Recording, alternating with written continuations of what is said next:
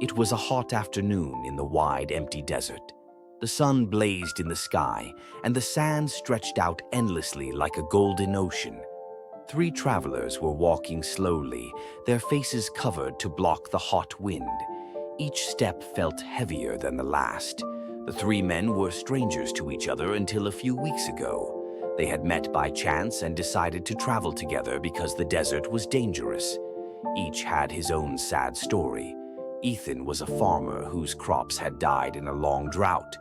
He had no home left, so he went searching for a better life. Caleb was a merchant who had lost everything because his closest friend had betrayed him. Jack was once a respected businessman, but false accusations had ruined his name, and now he was an outcast. As they walked, Ethan suddenly stopped and pointed into the distance. "Look over there. Is that a person?" The other two squinted against the sun. Far away, under a single lonely tree, was a figure. "Who could survive out here?" Caleb asked. "We have to go see," Ethan said. They hurried toward the figure. As they got closer, they saw it was a man. He was lying on the sand, his face pale and his lips cracked. He looked like he hadn't eaten or drunk water in days.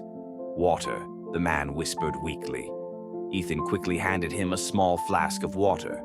The man drank greedily, coughing a little. "Thank you," he said in a faint voice. "What's your name? What are you doing out here?" Jack asked. The man hesitated. I am David. Just a wanderer," he said softly. The three men exchanged glances.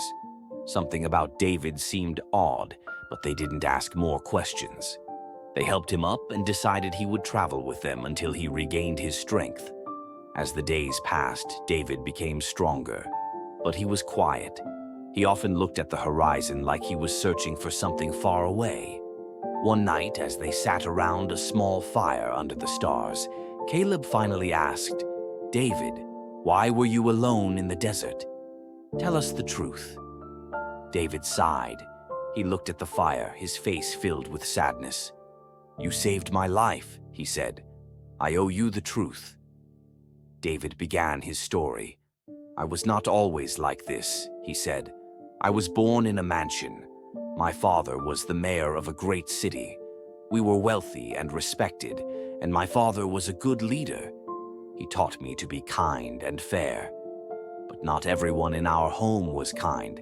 My younger brother, Luke, was jealous of me. He wanted to be the mayor. He hated that our father trusted me more." David paused, his eyes filled with pain. "One night, Luke betrayed us. He made a deal with our enemies and let them into our home. They attacked us. My father was killed and I barely escaped with my life. Since that night, I have been wandering, hiding from those who want me dead. My city is gone. My people are suffering under Luke's rule." The three men were silent, shocked by his story. "We all carry heavy burdens," Ethan said finally. "But maybe, together, we can find a way to help you." David looked at them, surprised. He had not expected their kindness. The next day, the group stumbled upon something unexpected. They found an ancient ruin half buried in the sand. Inside, they discovered a map carved into a stone tablet. The map showed the location of a hidden treasure. "This treasure could change our lives," Caleb said, his eyes bright. Ethan nodded. "It could help us start fresh." But Jack was cautious. "If the treasure is real, others might already be searching for it. This could be dangerous." David studied the map carefully. "This treasure," he said, "is not just gold. It is something much greater. It is said to hold the key to rebuilding lost cities." The group decided to follow the map. They knew the journey would be hard, but they were determined. As they traveled, they faced many challenges. They crossed dangerous terrain, battled fierce sandstorms, and had to fend off desert bandits who wanted the map. Through it all, their friendship grew stronger. When Ethan was hurt in an ambush, the others protected him. When Caleb lost hope, Jack encouraged him. And when David doubted himself, Ethan reminded him of his courage. But the greatest test came when they reached the treasure's location. It was hidden in a cave guarded by ancient traps. The group had to work together to solve puzzles and avoid deadly traps. Finally, they reached the heart of the cave. There they found a chest filled with gold, jewels, and a golden crown. But there was also something else, a scroll with the seal of David's city. "This scroll," David said, "proves that I am the rightful leader. With it, I can gather allies and take back my city." Just as they were about to leave the cave, Luke's soldiers appeared. Luke had been following them, hoping to claim the treasure for himself. "David," Luke sneered, "you thought you could escape me. That crown belongs to me." David stepped forward, his face calm but firm. "You may have taken the city, Luke, but you will never have the loyalty of our people. That is something you cannot steal." A fierce battle broke out. Though outnumbered, David and his friends fought bravely. In the end, Luke was defeated, and his soldiers fled. With the treasure and the scroll, David was able to gather supporters. He returned to his city and overthrew Luke.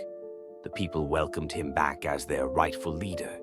Ethan, Caleb, and Jack became his trusted advisors. Ethan used the gold to help farmers rebuild their lands.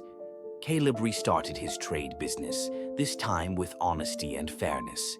Jack's name was cleared, and he was able to return home with honor. David ruled with kindness and wisdom, just as his father had taught him.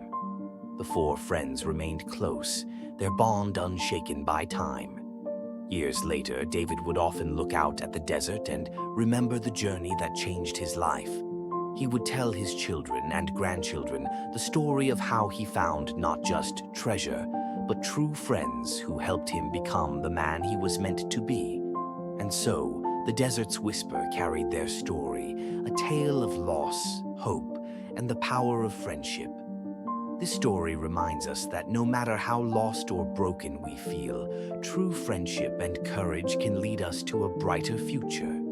If this story inspired you, share it with someone who might need a reminder of hope.